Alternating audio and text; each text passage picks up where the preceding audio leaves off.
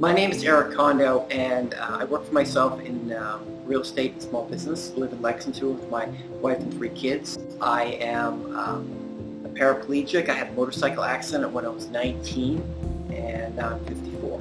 Right now, one of my hobbies is something I call wheelchair boarding. Wheelchair boarding is when you use your wheelchair in a wheelie position to control some type of mobility device, such as a longboard, skateboard, or a snowboard. So as a wheelchair user, you really have a limited amount of mobility choices. When I hop on an electric longboard, all of a sudden I have completely changed my mobility experience. I'm now going sideways as opposed to forward, and all my motions are really based on my balance ability. I have transformed my wheelchair to a completely different device. Also, it goes considerably faster, and additionally, it is just a fun experience of movement.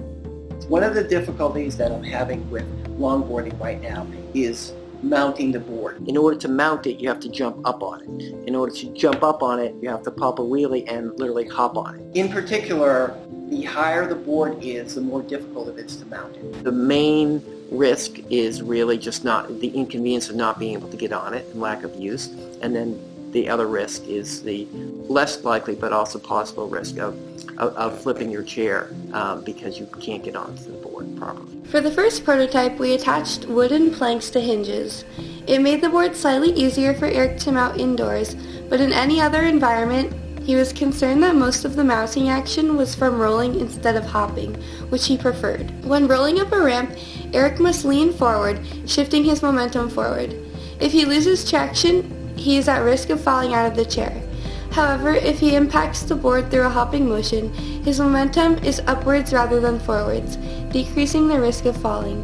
In our second prototype, we looked to develop a fixed wedge design. For this piece, we looked to have it be a shorter design piece to avoid having contact with the floor itself, as well as being able to test the different angles that vary for Erik to be able to mount successfully onto the board and ensure stability. Our final prototype is a hinged wedge system. We decided to 3D print it out of a nylon carbon fiber composite material for its high strength to weight ratio. The hinged wedge has reinforcing cross patterns underneath the ramp portions to make it more impact resistant. It rotates about a rod, which is mounted to the board using aluminum mounting plates, which are attached to the L brackets on his board. This design allows the board to bend so Erik can still jump onto his board as he prefers, while still lowering the height of the board. The ramp portion above the hinge allows Erik's own weight to raise the wedge after mounting the board. Unquestionably, this makes it easier to get on, so I think I'm going to be able to use it a lot more.